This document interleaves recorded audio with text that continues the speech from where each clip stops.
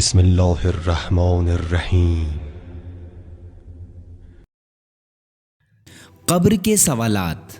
مسلمانوں کا اعتقاد ہے کہ انسان کے مرنے کے بعد اس کی روح برزخ میں منتقل ہو جاتی ہے اور پوچھ گچھ کرنے والے فرشتے آتے ہیں اور اس کے عقیدے، ایمان اور اعمال کے بارے میں پوچھتے ہیں۔ اگر وہ سچا اور نیک بندہ ہوتا ہے تو صحیح جوابات دیتا ہے اور برزخی جنت کا دروازہ اس کے سامنے کھل جاتا ہے اور وہ اس سے لطف اندوز ہوتا ہے قیامت کے دن تک۔ اور اگر وہ کافر اور گناہگار ہوتا ہے تو وہ ان سوالات کے جوابات کے بارے میں کہتا ہے کہ مجھے نہیں معلوم، اور اس طرح برزخی جہنم کا دروازہ اس کے سامنے کھل جاتا ہے اور وہ روز قیامت تک اسی درد میں بسر کرتا ہے۔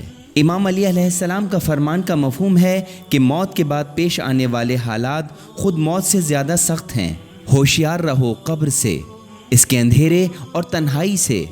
قبر ہر روز آواز لگاتی ہے کہ میں اجنبیوں کا گھر ہوں، مٹی اور گرد کا گھر ہوں، تنہائی کی رہائش گاہ اور ڈنک مارنے والے حشرات کا گھر ہوں۔ قبر یا تو جنت کے باغوں میں سے ایک باغ ہوگی یا جہنم کے گڑھوں میں سے ایک گڑھا۔ جبکہ ایک مومن کو دفنایا جاتا ہے تو قبر کہتی ہے خوش آمدید، مجھے تمنا تھی کہ آپ یہاں تشریف لائیں۔ لیکن جب کافر کو دفن کیا جاتا ہے تو زمین کہتی ہے کاش کہ تم میرے پاس نہ آتے، اور زمین اس سے نفرت کا اظہار کرتی ہے۔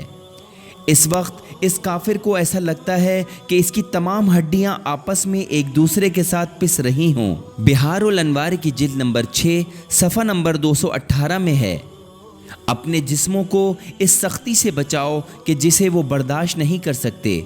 وہ کام کرو جو اللہ پسند کرتا ہے اور ان کاموں سے دور رہو کہ جو اس نے منع کیے ہیں۔ ایک سوال پیدا ہوتا ہے کہ ایسا کیسے ممکن ہے کہ ایک جسم کہ جس کے تمام اعضاء یعنی دل، دماغ، آنکھ، کان، زبان اور دوسرے تمام اعضاء بیکار ہو چکے ہوں تو وہ کیسے فرشتوں کو سنے گا اور ان سے بات کرے گا؟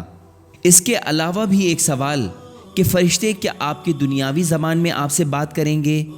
جواب یہ ہے کہ فرشتوں کی گفتگو کسی اور طرح کی ہوگی جو ان دنیاوی کانوں سے نہیں سنی جا سکتی۔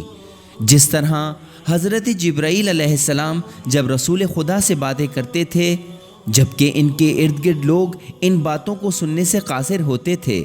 پیغمبر گرامی حضرت جبرائیل کو اپنے اندرونی و روحانی کانوں کے ذریعے سنتے اور اندرونی زبان کے ذریعے بات کرتے تھے۔ فرشتوں کا سوال کرنا بھی اسی طرح کا ہوتا ہے۔ قبر میں فرشتے لوگوں کی روح سے باتیں کرتے ہیں اور قبر میں تمام انسان اپنے روحانی کانوں کے ذریعے ہی فرشتوں کے سوالات کو سنتے ہیں اور اندرونی زبان سے ہی اس کا جواب دیتے ہیں۔ یہی صورتحال جزا و سزا کی ہے۔ قبر کا تعلق روح سے ہے۔